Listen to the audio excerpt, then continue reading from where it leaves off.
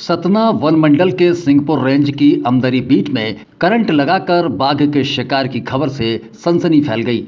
मृत बाघ का शव जंगल की जमीन पर बने तालाब में उतराता मिलने से इस घटना का खुलासा हुआ, जिसके बाद वन अमले ने मौके पर पहुंचकर शव को कब्जे में लेने के साथ ही प्रारंभिक जांच में मिले साक्ष्यों के आधार पर 3 संदेहियों को हिरासत में लिया है। बाघ के शरीर से खाल गायब थी।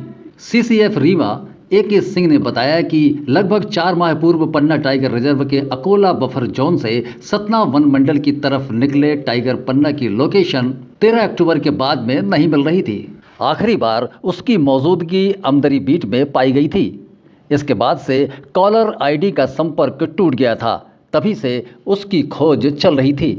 इसी दौरान 31 अक्टूबर की रात को कुछ देर के लिए कॉलर आईडी से लिंक जुड़ी तो डीएफओ विपिन पटेल और उप वन मंडल अधिकारी डॉक्टर लाल सुधाकर सिंह को तुरंत मौके पर भेजा, जिन्होंने पूरे दलबल के साथ इलाके में सर्चिंग शुरू की और पूरी रात खोजने के बाद सोमवार की सुबह तालाब में टाइगर का शव बरामद कर लिया, मगर शरीर से खाल गायब थी, जबकि नाखून और दांत सही सलामत थे।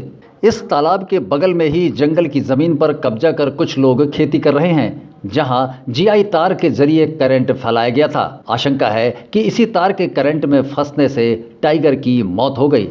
संदेह के आधार पर राम प्रकाश बागरी, कृष्णा कोल और मुन्ना को हिरासत में लेकर पूछताछ की जा रही है। पुख्ता प्रमाण मिलने पर वन संरक्षण अधिनियम के तहत आरोपियों पर कार्रवाई की जाएगी।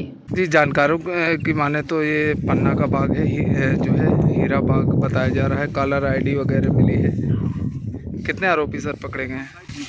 अभी तो मतलब शंका के आधार पर पकड़े हैं 3 लोगों को, और बाकी नाम जो आते हैं क्या कहानी बताते हैं। इन्वेस्टिगेशन जब फील्ड के दूसरे उससे जब मिलान करेंगे तब एग्जैक्ट पता चल पाएगा।